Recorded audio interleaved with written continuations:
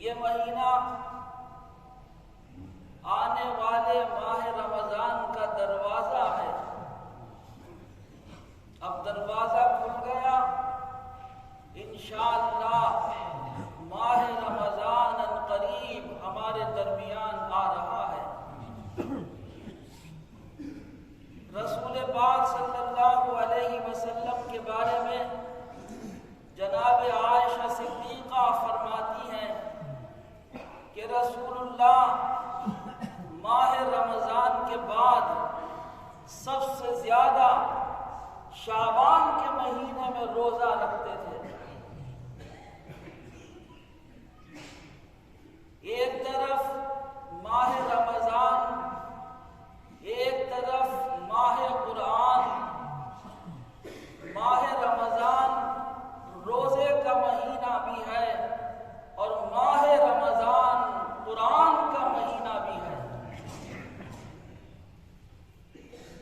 جس شخص نے قرآن کا ایک لفظ تلاوت کیا رمضان میں تو اللہ رب العزت اس کو ایک فرض کے ادا کرنے کی برابر ثواب عطا فرمائے گا، 100 گنا ثواب، 500 گنا ثواب، 700 گنا ثواب۔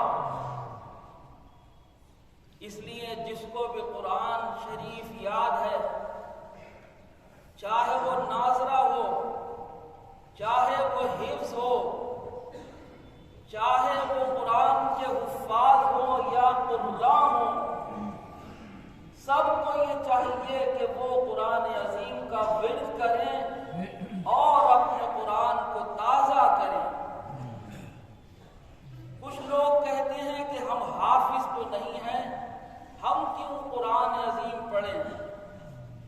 قرآن کا تعلق کسی حافظ و قاری سے نہیں ہے، قرآن کا تعلق اللہ کی محبت سے ہے اور اللہ کے کلام سے ہے۔ کوئی عام انسان پڑھے یا کوئی حافظ پڑھے، جو بھی اللہ کی محبت میں اس کا کلام پڑھے گا وہ اللہ کا محبوب بنے گا۔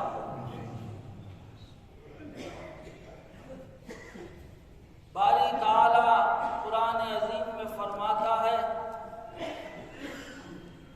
کہ سب سے زیادہ میرے بندوں میں ظالم وہ شخص ہے کہ جو قرآن عظیم بھول گیا ہو،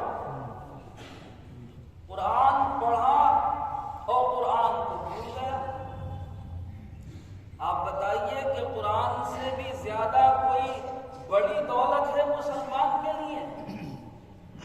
وہ اگر دنیا کمانے میں، وہ اگر دولت حاصل کرنے میں، وہ اگر ادھر ادھر کی باتوں میں اپنا وقت خرچ کرنے میں قرآن کو بھول گیا تو زندگی کا سب سے بڑا خسارہ اور نقصان یہ ہے کہ قرآن اس کے سینے میں نہیں رہا۔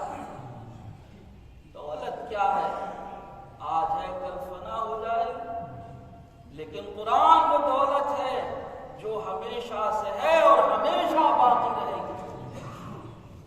ایک سورت بھی کسی کو یاد ہے تو وہ یہ سمجھ لے کہ اس کے پاس دنیا کی سب سے بڑی دولت ہے، اور جس کو یاد نہیں ہے وہ مسلمانوں میں سب سے کم نصیب انسان ہے، جس کو قرآن معلوم نہیں ہے اور جس کو قرآن یاد نہیں ہے۔ ایک شخص بار بار یہ قل هو اللہ شریف پڑھ رہے تھے۔ سورہ قل هو اللہ مختصر سی قرآن کی ایک سورت ہے، مگر اللہ کا وہ مقدس کلام ہے کہ رسول پاک صلی اللہ علیہ وسلم کے سامنے ایک شخص نے یہ کہا کہ صحابی اس آدمی کو دیکھیے، بس یہ قل هو اللہ بار بار پڑھے جاتا ہے، اس کو کچھ اور یاد ہی نہیں ہے۔ آپ نے فرمایا کہ تم قل هو اللہ کی سورت کو معمولی سمجھ رہے ہو، یہ تہائی قرآن کی برابر ہے۔ فرمایا ایک سورت کو اللہ نے اتنی عزت اور اتنا اعزاز اپنے کرم سے عطا فرمایا ہے کہ جس نے ایک بار سورت قل هو اللہ پڑھی ہے سچے دل سے تو 10 باروں کا ثواب خدا کی طرف سے اسے مل گیا۔ تہائی قرآن کی برابر۔ اس لیے قرآن کو اپنے لیے عظیم دولت سمجھے، ہم اس کو دنیا کی بھی نعمت سمجھیں اور اس کو آخرت کی بھی نعمت سمجھیں۔ حضرت عمر کے پاس ایک شخص، ایک یہودی آیا اور اس نے یہ کہا کہ آپ کے قرآن میں ایک آیت ایسی ہے کہ اگر وہ ہماری کتاب میں نازل ہوتی یعنی توریت میں تو ہم تو اس ایک آیت کے اترنے کی وجہ سے اس دن عید مناتے، اور آپ کے یہاں کوئی بھی بات نہیں۔ تو آپ نے فرمایا کہ کون سی آیت ہے وہ قرآن کی جس کے بارے میں تو یہ کہہ رہا ہے کہ ہم عید کا دن مناتے، اگر ہماری کتاب میں یہ آیت نازل ہوئی ہوتی؟ تو اس نے کہا کہ یہ الیوم اکملت لکم دینکم، اس کا مطلب یہ ہے کہ اے مسلمانوں، اللہ فرما رہا ہے اے میرے بندو، آج میں نے تمہارے لیے تمہارا دین مکمل کر دیا۔ اور اس کے بعد کیا فرمایا؟ وَأَتْمَمْتُ عَلَيْكُمْ نِعْمَتِي، دین کیا مکمل کیا؟ میں نے ساری نعمتیں تمہارے اوپر تمام کر دی۔ وَرَضِيتُ لَكُمُ الْإِسْلَامَ دِينًا، اور اے میرے بندو، میں نے تمہارے لیے سب سے بہتر مذہب دین اسلام پسند کیا۔ یہ آیت قرآن میں نازل ہوئی تو حضرت عمر نے برجستہ جواب دے کر فرمایا کہ مجھے معلوم ہے کہ یہ آیت کس مقام پر اتری تھی۔ فرمایا تو ایک عید کی بات کر رہا ہے، اس آیت کے نازل ہونے پر اللہ کے کرم سے مسلمانوں نے 2 عیدیں منائی ہیں۔ فرمایا مجھے معلوم ہے کہ یہ آیت جس وقت نازل ہوئی ہے تو اللہ کے رسول صلی اللہ علیہ وسلم عرفات کے میدان میں تھے اور جمعہ کا دن تھا۔ جمعہ کا دن بھی مسلمانوں کے لیے عید کا دن ہے، اور پوری زندگی میں سب سے زیادہ عظیم ترین دن جو ہے ایک مسلمان کے لیے جس کو اللہ حج کی سعادت عطا فرما دے، ذی الحج کی 9 تاریخ ہے جس کے اندر مسلمان عرفات میں جمع ہوتے ہیں۔ سب سے زیادہ دعائیں اس دن قبول کی جاتی ہیں اور سب سے زیادہ اللہ کا کرم اسی دن انسان کے اوپر ہوتا ہے جب وہ حرم میں، جب وہ احرام میں لپٹا ہوا اللہ کے روبرو ہاتھ اٹھا کر دعائیں مانگتا ہے کہ اے مولا، کفن لپیٹے تیرے دربار میں حاضر ہوں، تو میری دعائیں قبول فرما دے۔ فرمایا کہ تو ایک عید کی بات کر رہا ہے، ارے مسلمانوں کے لیے عرفات کا دن بھی عید کا دن ہے اور جمعے کا دن بھی عید کا دن ہے۔ ہم نے اس آیت کے نازل ہونے پر 2 عیدیں منائی ہیں۔ اس کی اہمیت دیکھیے آپ، قرآن کی ایک آیت کی اہمیت ہمارے لیے کوئی بات نہیں ہے۔ ہمارا بچہ بہت اچھا قرآن عظیم پڑھتا ہے، بڑی عمدہ آواز ہے،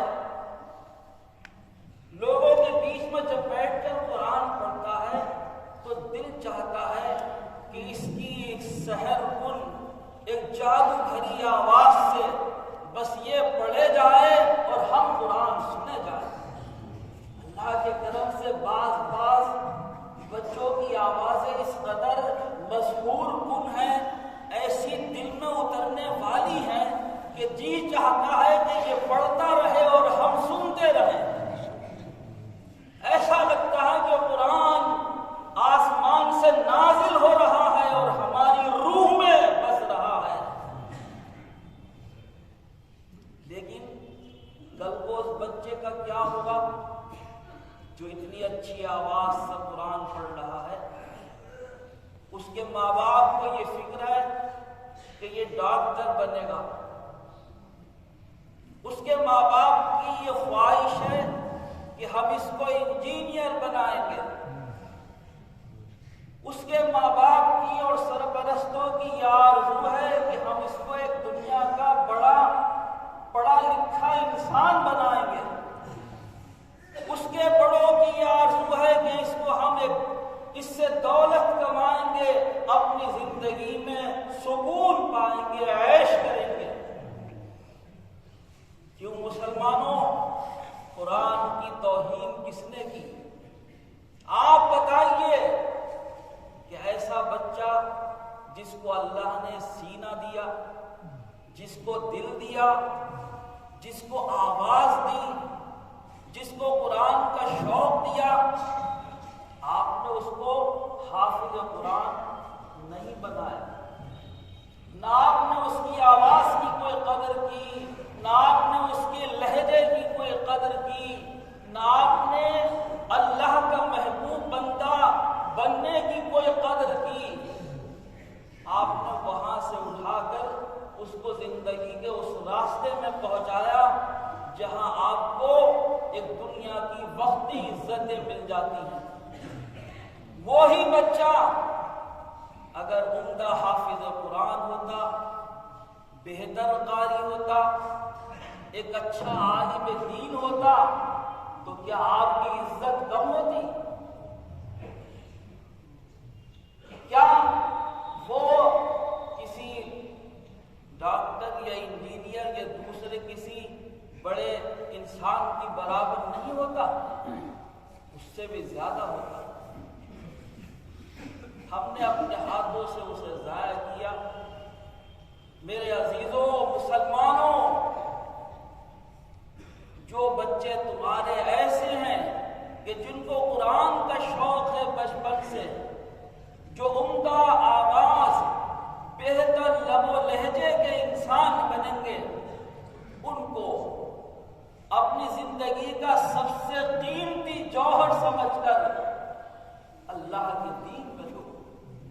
انشاءاللہ وہ تمہاری عزت کا سرمایہ دنیا میں بھی بنے گا، اور قیامت کے دن جو اللہ تمہیں عزت دے گا وہ دیکھنے سے باہر۔ کس قدر پذیرائی ہوگی آپ کی حشر کے دن، لوگ تھک جائیں گے آپ کی تعریفیں کرتے کرتے، مگر اس کی تعریف نہ کریں۔ یہ تو ضرور ہے کہ بہت سے بچے آج بھی مدارس میں قرآن عظیم مکتبوں میں پڑھ رہے ہیں، لیکن کوئی خاص بات نہیں ہے، بہت کمزور لب و لہجے کے، بہت مزمحل، کچھ گھوڑی سی آوازیں۔ رسول اللہ نے فرمایا کہ اللہ نے مجھے اگر کسی چیز میں سب سے زیادہ اختیار دیا ہے تو صرف ایک بات میں دیا کہ اے محمد الرسول اللہ قرآن کو بہترین آواز میں پڑھو، جن کے یہ دلوں میں اترنے والی کتاب۔ اللہ تعالیٰ مجھے بھی احساس دے، آپ کو بھی احساس عطا فرمائے کہ ہمارے یہ قیمتی گوہر جو ہے یہ ہمارے ہاتھوں سے کب ضائع نہ ہو۔ وفقنی اللہ للسلوک یا